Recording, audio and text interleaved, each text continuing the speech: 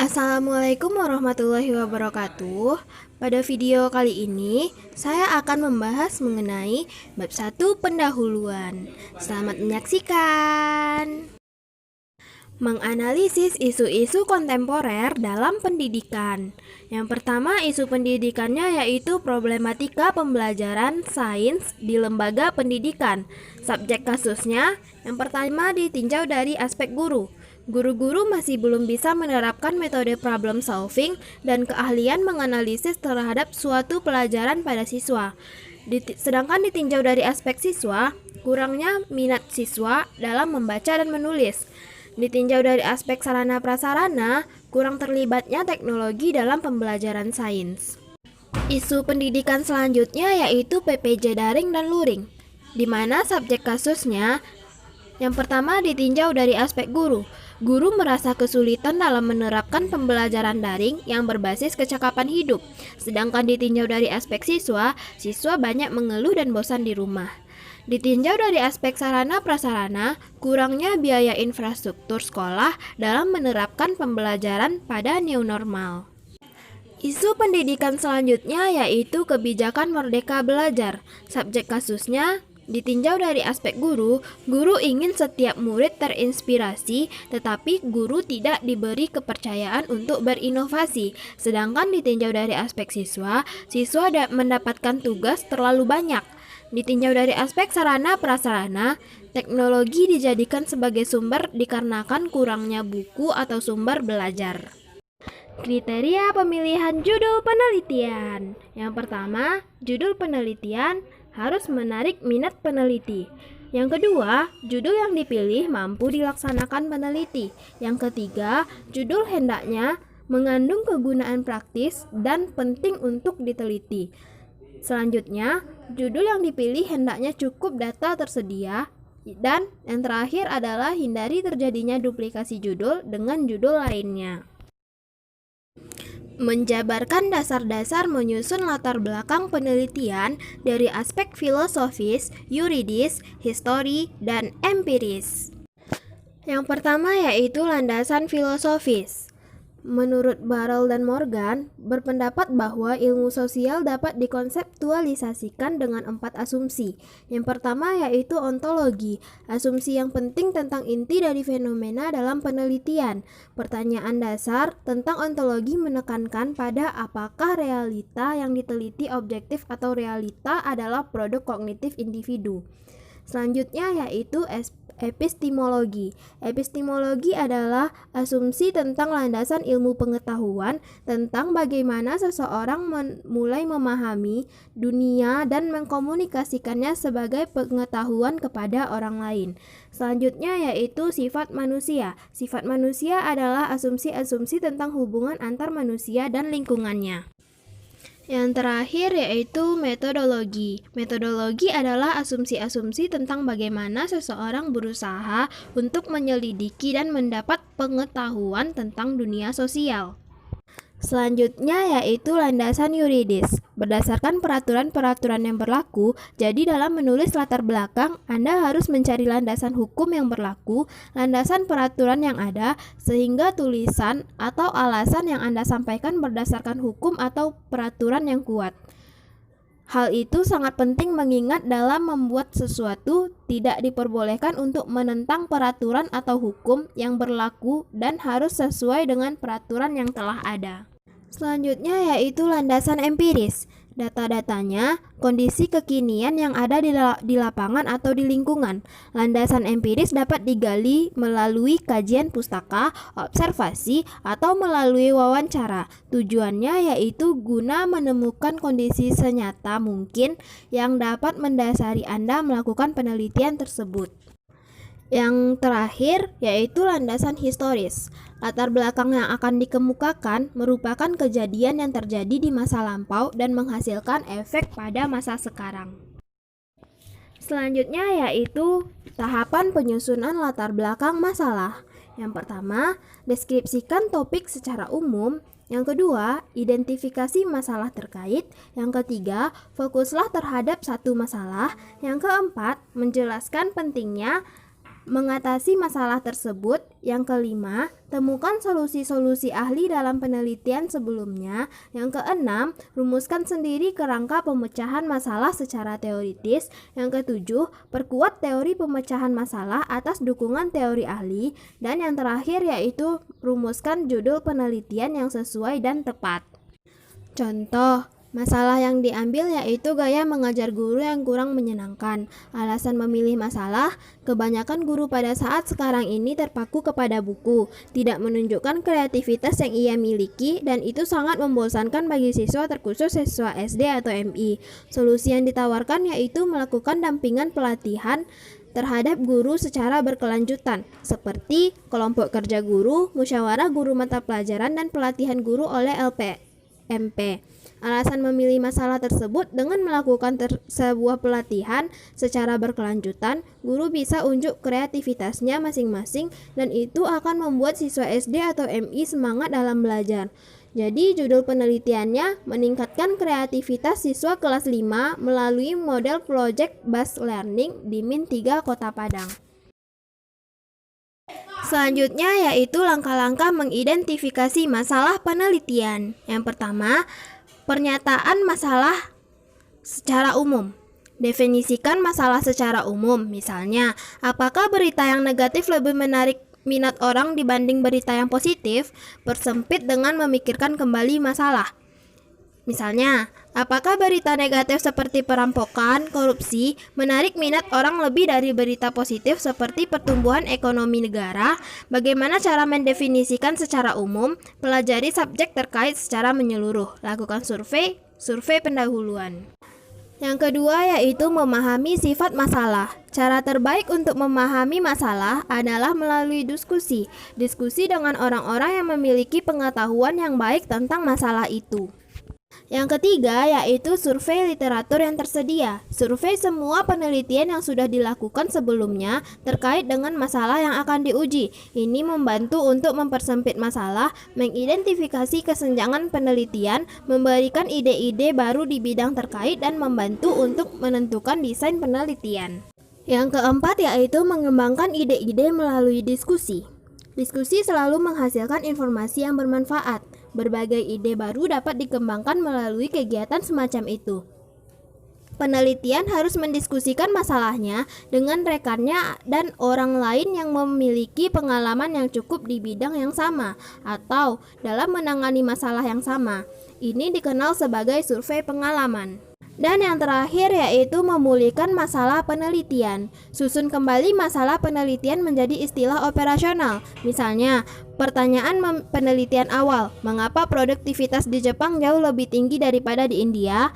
Setelah masalahnya dipahami, literatur yang dibutuhkan sudah tersedia dan diskusikan dengan masalah yang telah dilakukan. Maka pertanyaannya telah diulang kembali. Faktor-faktor apa yang bertanggung jawab atas produktivitas tenaga kerja yang lebih tinggi dari industri manufaktur di Jepang selama dekade 1971 hingga 1980 dibandingkan industri manufaktur di India? Selanjutnya, batasan masalah penelitian pendidikan. Batasan masalah adalah batasan terhadap sebuah ruang lingkup dari suatu permasalahan supaya pembahasan yang akan dilakukan tidak terlampau jauh dan melebar, dengan tujuan agar pembahasan yang kita bahas fokus pada satu penelitian saja. Contoh, studi ini fokus pada pola interaksi yang muncul di media sosial, contohnya Twitter. Konten yang memiliki tendensi pada pengembangan ultranasionalis akan dikelompokkan dalam struktur jejaring percakapan. Kelompok itu dilabeli sebagai ultranasionalis. Eksplorasi jejaring interaksi di kalangan ultranasionalis berbasis pada ketersediaan data di platform Twitter. Oleh karena itu, kanal lain yang menjadi area interaksi kaum ultranasionalis berada di luar jangkauan penelitian ini. Contoh di atas menunjukkan ruang lingkup isu tentang konten ultranasionalis yang dibatasi oleh platform sebagai basis data utama. Batasan masalah tidak selalu berkaitan pada data. Bisa juga batasan terkait tema yang dibahas, misalnya tentang ultranasionalis itu sendiri sebagai topik.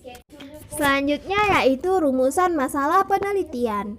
Rumusan masalah adalah berupa sebuah atau beberapa pertanyaan yang lengkap dan sangat rinci mengenai ruang lingkup masalah yang akan diteliti berdasarkan identifikasi masalah. Rumusan masalah dalam sebuah laporan maupun lainnya yang baik dan benar berarti telah menjawab setengah pertanyaan dari suatu permasalahan. Contohnya, latar belakang masalahnya adalah arwana adalah ikan asal Kalimantan yang memiliki nilai estetika dan spiritual bagi sebagian kalangan. Nilai estetika dan spiritual antar ikan arwana tidak sama satu sama lain. Rumusan masalahnya yaitu bagaimana pengaruh nilai estetika dan spiritual ikan arwana, bagaimana pengaruh jenis terhadap nilai estetika dan spiritual ikan arwana, bagaimana pengaruh ukuran terhadap nilai estetika dan spiritual ikan arwana. Selanjutnya yaitu menjabarkan tujuan penelitian. Yang pertama yaitu eksplorasi. Umumnya peneliti memilih tujuan eksplorasi karena 3 macam maksud. Di antaranya yang pertama memuaskan keingintahuan awal dan nantinya ingin lebih memahami. Yang kedua menguji kelayakan dalam melakukan penelitian. Yang ketiga mengembangkan metode yang akan dipakai dalam penelitian. Selanjutnya yaitu tujuan deskripsi. Penelitian deskriptif berkaitan dengan pengkajian fenomena secara lebih rinci atau membedakannya dengan fenomena lain. Yang ketiga yaitu tujuan prediksi. Penelitian prediksi berupaya mengidentifikasi hubungan yang memungkinkan kita berspekulasi tentang sesuatu hal dengan mengetahuinya dengan hal lain. Selanjutnya yaitu tujuan eksplanasi. Penelitian eksplanasi mengkaji hubungan sebab akibat di antara dua fenomena atau lebih. Penelitian seperti ini dipakai untuk menentukan apakah suatu eksplanasi valid atau tidak, atau menentukan mana yang lebih valid di antara dua atau lebih eksplanasi yang saling bersaing. Selanjutnya yaitu tujuan aksi. Penelitian aksi atau tindakan dapat meneruskan salah satu tujuan di atas dengan penetapan persyaratan untuk menemukan solusi dengan bertindak sesuatu. Selanjutnya, menjabarkan kegunaan atau manfaat penelitian. Yang pertama yaitu manfaat teoritis.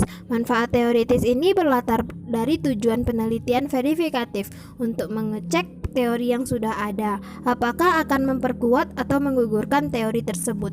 Yang kedua yaitu manfaat praktis. Manfaat praktis adalah manfaat yang berguna untuk memecahkan masalah praktis. Jadi misalnya ada masalah nilai mahasiswa yang rendah, maka manfaat praktisnya adalah meningkatkan nilai mahasiswa.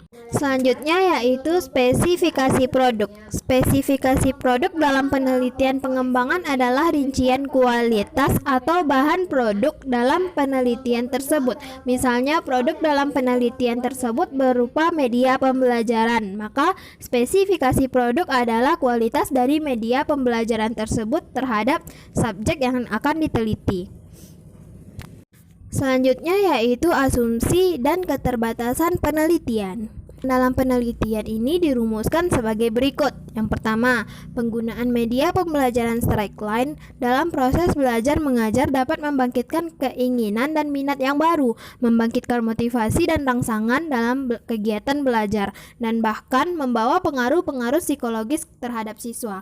Yang kedua yaitu menggunakan media pembelajaran straight line dalam proses belajar mengajar dapat membantu keefektivitasan proses pembelajaran dan penyampaian pesan dan isi pelajaran serta menjadi perantara berkomunikasi antara guru dan siswa.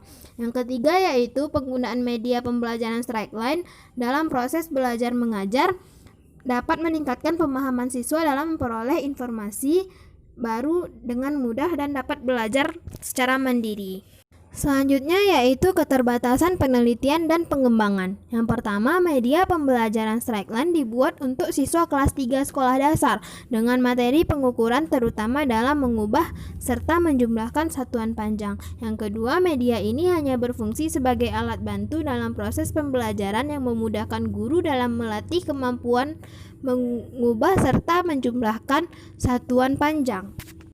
Selanjutnya yaitu definisi operasional. Pengertian definisi operasional yaitu definisi operasional adalah pernyataan yang menerangkan tentang definisi, cara ukur, alat ukur, hasil ukur, dan skala ukur dari variabel-variabel yang akan diteliti. Menurut Wahab, definisi operasional adalah mendefinisikan variabel secara operasional berdasarkan karakteristik yang diamati, sehingga memungkinkan peneliti untuk melakukan observasi atau pengukuran secara cermat terhadap suatu objek atau fenomena. Yang kedua yaitu cara membuat definisi operasional. Berikut ini kami paparkan cara penyusunannya. Yang pertama yaitu what, kegiatan yang dilakukan oleh peneliti agar variabel yang didefinisikan terjadi. Yang kedua yaitu who, siapa subjek yang dikenai sasaran, yaitu ada penjelasannya tentang subjek penelitian atau responden. Yang ketiga yaitu how, bagaimana variabel yang didefinisikan beroperasi, yaitu penjelasan tentang cara menyimpulkan data, misalnya dilakukan dengan pengisian kuesioner, observasi, wawancara, dan lain-lain. Selanjutnya yaitu pengelompokan hasil penilaian atau satuan hasil penilaian variabel, yaitu penjelasan tentang skala data pengukuran variabel, misalnya menggunakan skala nominal, ordinal, interval, atau rasio. Yang terakhir yaitu ciri yang nampak dari variabel yang didefinisikan, yaitu menjelaskan lebih lanjut tentang kategori berdasarkan skala pengukuran variabel yang digunakan. Bila menggunakan skala nominal atau ordinal, maka perlu didefinisikan masing-masing kategorinya. Misalnya, penghasilan keluarga dikategorikan rendah, sedang, tinggi, maka perlu didefinisikan yang dimaksud rendah, sedang, tinggi tersebut. Bila menggunakan skala data interval atau ratio, maka cukup dijelaskan satuan ukuran yang digunakan. Misalnya, suhu menggunakan satuan derajat Celcius, tinggi badan menggunakan satuan cm, dan lain-lain sebagainya.